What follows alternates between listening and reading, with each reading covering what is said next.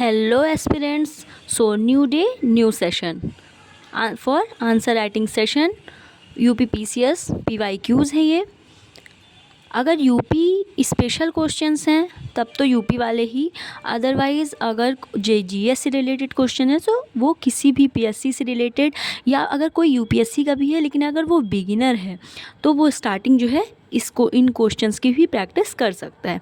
Beginners क्योंकि अचानक से वो कॉमन सेंस या फिर जो कॉन्सेप्चुअल बेस्ड क्वेश्चन है वो तो सॉल्व कर नहीं पाएगा, उसको स्टार्टिंग की जो प्रैक्टिस है वो बेसिक से करना पड़ता है ना। तो क्योंकि पीएससी के रिलेटेड जो क्वेश्चन है वो यूपीएससी से काफ़ी कम लेवल पे आते हैं, अभी कहीं ना कहीं वो डायरेक्ट क्वेश्चन होते हैं, तो आप प्रैक्टिस कर सकते हैं। ओके, तो हम स्टार्ट करते हैं। हमारा फर्स्ट क्वेश्चन है, उत्तर प्रदेश में भूजल के उपयोग से जुड़ी प्रमुख समस्याओं एवं चुनौतियों का उल्लेख करें। ये यूपी पीएससी 2023 का क्वेश्चन है, जीएस पेपर 6। जैसा कि आपको पता है ऑप्शनल की जगह पे यूपी पीएससी में जो है जीएस 5 और 6 यूपी स्पेशल हो गया है। तो हम इंट्रो से स्टार्ट करते हैं कि उत्तर प्रदेश भारत का सबसे बड़ा भूजल निकालने वाला राज्य है। इस कारण अत्यधिक दोहन से गंभीर समस्या का सामना कर रहे हैं। पिछले 30 से 40 वर्षों में उत्तर प्रदेश में कुछ निश्चित क्षेत्र में उल्लेखनीय वृद्धि हुई है। जनरली यहाँ पे जो सिंचाई का साधन है वो नलकूप है, मतलब ग्राउंड लेवल वाटर। और आप सबको पता है कि ग्राउंड लेवल वाटर रिचार्ज होने के लिए अच्छी बारिश होनी चाहिए, और सभी को पता है कि सफिशिएंट बारिश हो रही है या नहीं। पहले इंडियन जो इकोनॉमी थी उसका बैकबोन हमारा एग्रीकल्चर था, बट अभी एग्रीकल्चर को कहीं ना कहीं एक जुआ का नाम देते हैं, मतलब ये वर्षा पे डिपेंड करता है।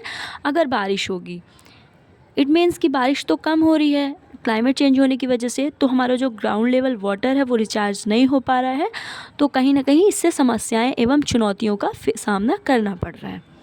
क्योंकि उत्तर प्रदेश इंडिया में एक प्रोडक्शन में इम्पॉर्टेंट रोल रखता है, फर्स्ट सेकंड रोल रैंक ऐसे होल्ड करता है, तो इसलिए ये क्वेश्चन इससे रिलेटेड इम्पॉर्टेंट हो जाता है।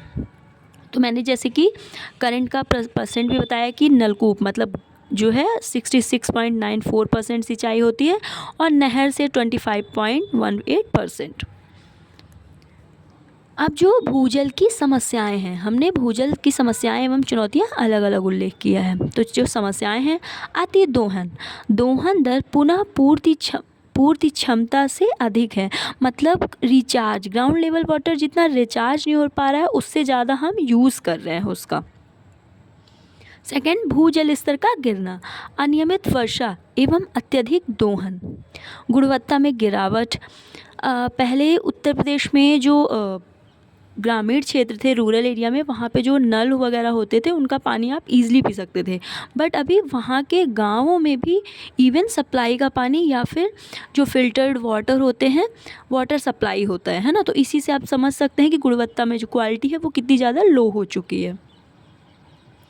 असमान पहुँच, अप्रभावी विनिमय, प्रबंधन एवं विनिमय में कमी, मतलब प्रबंधन अच्छा, मैनेजमेंट अच्छा नहीं है।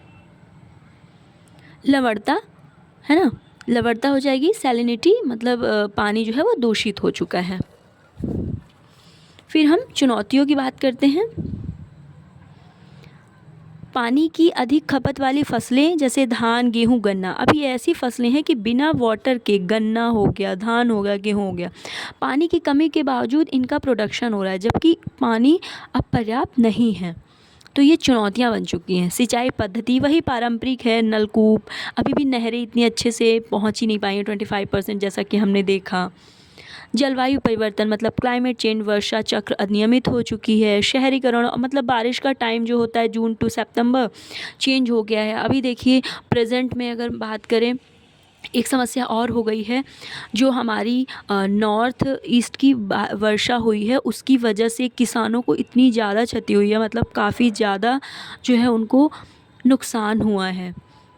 अच्छी धान जो है वो ख़राब हो चुकी है ना, आपने वीडियोस में या करंट अफेयर्स में भी देखा होगा। शहरीकरण और औद्योगिकीकरण में वाटर सप्लाई सबसे ज़्यादा इम्पॉर्टेंट हो चुका है ना। शहरीकरण, प्रभावी प्रबंधन की कमी, मैनेजमेंट अच्छा नहीं है। आर्सेनिक संदूषण, मतलब वही जो है वो बारिश जो है वो पानी जो है वो क्वालिटी वाला नहीं है, आर्सेनिक मिक्स हो गया है।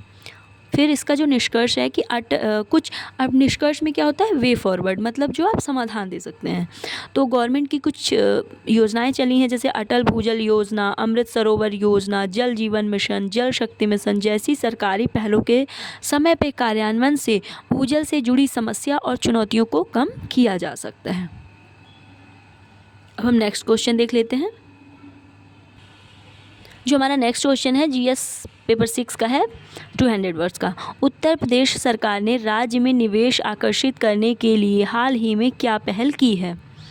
मतलब राज्य में निवेश, इन्वेस्टर समिट वगैरह हुआ था जब योगी जी का, आपको वो याद होगा। तो निष्कर्ष कि हाल ही में सरकार द्वारा निवेश आकर्षित करने हेतु निवेश लक्ष्य 2047 तक $6 ट्रिलियन की अर्थव्यवस्था बनना है। प्रतिवर्ष 16% की वार्षिक वृद्धि दर बनाए रखने का लक्ष्य रखा गया है। इन्हीं लक्ष्यों को हासिल करने के लिए विभिन्न पहलों को शामिल किया गया है। इन्वेस्ट यूपी उपग्रह कार्यालय मुंबई, बेंगलुरु, हैदराबाद, चेन्नई, न्यू दिल्ली जैसे प्रमुख मेट्रो शहरों में निवेश प्रोत्साहन कार्यालय खोले गए। ग्लोबल इन्वेस्टर्स समिट 2023 लखनऊ में आयोजित किया गया, जिसमें 33 लाख करोड़ रुपए से अधिक निवेश प्रस्ताव आए। नई औद्योगिक नीति 2022 निवेशकों को पूंजी सब्सिडी, भूमि सब्सिडी और कर छूट जैसे प्रोत्साहन प्रदान करती है। तो ये देख लिया आपने पॉइंट्स। नेक्स्ट पॉइंट्स हैं, नई एफडीआई प्रोत्साहन नीति के तहत विदेशी निवेश प्रोत्साहन जैसे भूमि अधिग्रहण और स्टाम्प शुल्क छूट। सिंगल विंडो क्लियरेंस पोर्टल, इससे निवेशकों को अपनी परियोजनाओं के लिए सभी आवश्यक मंजूरी प्राप्त करना आसान हुआ है, ताकि आसान हो सके। जैसे कि आपको भारत में पता है कि आप एक छोटे से भी अगर वेरिफिकेशन के लिए गए हैं तो आपको उस काम के लिए, इवन बैंक के कामों में भी आपको 1 वीक लग जाता है ना। तो कुछ ऐसा ताकि जो निवेशक हैं, इन्वेस्टर्स हैं, उनको जल्दी क्लियरेंस मिले। बुनियादी ढांचे का विकास, राज्य सरकार एक्सप्रेसवे, रेलवे, हवाई अड्डा, औद्योगिक पार्क जैसे ढांचे में निवेश कर रही है। निवेश प्रोत्साहन रोड शो, भारत और विदेशों में कई रोड शो भी किए गए हैं। पिछले कई वर्षों में राज्य में सैमसंग, रिलायंस, अमेजन जैसी कंपनियों से कई निवेश आकर्षित किए हैं। राज्य आईटी और विनिर्माण, पर्यटन, फिल्म उद्योग का एक प्रमुख केंद्र बन गया है। उसको डेवलप करने का मतलब ऐसे योगी जी का है, जैसे मुंबई हमारा फिल्म के लिए डेवलप्ड है, वैसे ही हमारी नोएडा को है ना, ग्रेटर नोएडा। ओके, ये सैम्पल पेपर है, मैंने ये नहीं बोला एग्जैक्टली आपको यही लिखना है, बट क्योंकि मैं मोस्टली जो मेन पॉइंट्स होते हैं मैं कोशिश करती हूँ ऐड करने की। अदरवाइज़ आपको जो भी सही होगा आप ऐड कर सकते हैं और प्रैक्टिस कर सकते हैं। For today, thank you so much.